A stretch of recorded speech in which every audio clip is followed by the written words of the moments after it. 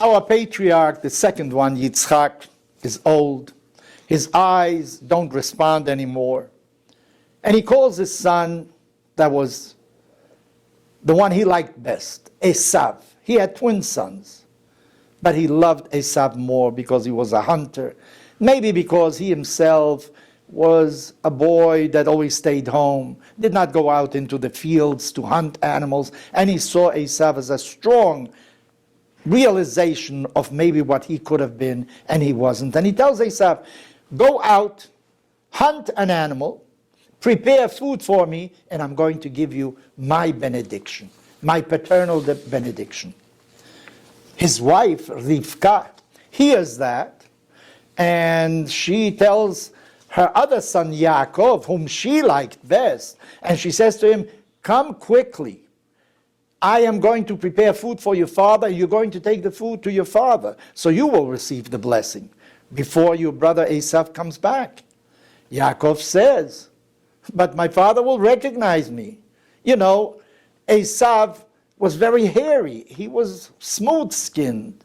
My father's going to recognize me immediately. Well, he is covered with the skins of animals, and he brings the food to his father, and his father realizes, too fast. How did you get the food so fast? Who are you? And he says, the voice is the voice of Jacob. The hands, when he feels them, are the hands of Esav. But the voice is the voice of Jacob. The father is in doubt. But nevertheless, he gives him the blessing. And this is how Jacob receives the blessing instead of Esav. Now one questions, what value can have a blessing that you receive through deceit? Blessing, after all, is a spiritual event. It is not a material event. It's not an object that you're giving to somebody and he who catches it first is the one that has it. This is something of a different order. Well, maybe we don't take blessing as seriously as we should. It seems that in the time of the Bible, once you pronounced a word, that was very, very important. I remember an episode of two women that went to a Hasidic rabbi, and they asked him for a blessing. They wanted to make sure that the child that they are going to conceive should be a boy, because their husbands wanted very much to have an heir, somebody to say Kaddish after them. Well, the rabbi gave the blessing to each one of these two women. One immediately went out and bought a crib and painted the room blue, and many of the elements that you have for a newborn she immediately chose for a boy. The other one decided to paint a neutral color. If it's a boy, well, she'll change it to blue. If it's a girl, she'll change it to another color. Time came, they both became pregnant, and they gave birth. The first one gave birth to a boy. The second one gave birth to a girl. They had received the same blessing from the same rabbi. How come it took effect on one and not the other?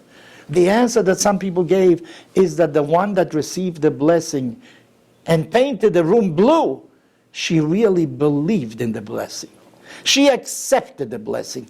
The other one felt, well, if it happens, it happens. If it doesn't happen, it doesn't happen. She wasn't committed to the blessing. The blessing has two components, the one that gives it and the one that receives it. Maybe today we don't give so much credence to these blessings, but at that time, they obviously felt that it is very important. But let us go back. How is it possible that to obtain a blessing under false pretense has any value, really? After all, this is a spiritual event.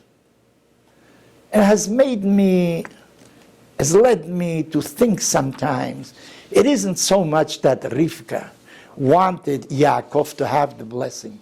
Maybe she was afraid that Esav should receive the blessing. Why? Because the blessing is a spiritual event.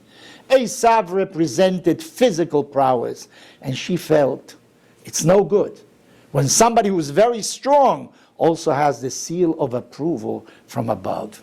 You have to separate the two things. You know, our rabbis weren't very sympathetic to the heroes of Hanukkah, the Hashmonaim, because they were descendants of priests.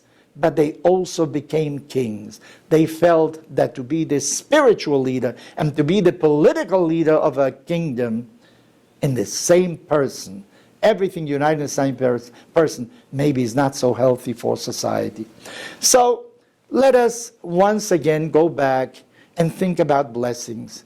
We ask for God's blessing, but we have to be ready to receive the blessing. It is not only the one that gives the blessing, it's the one that receives it. And when you have faith, real faith in the one that is giving you the blessing, surely the blessing will come to be in your person.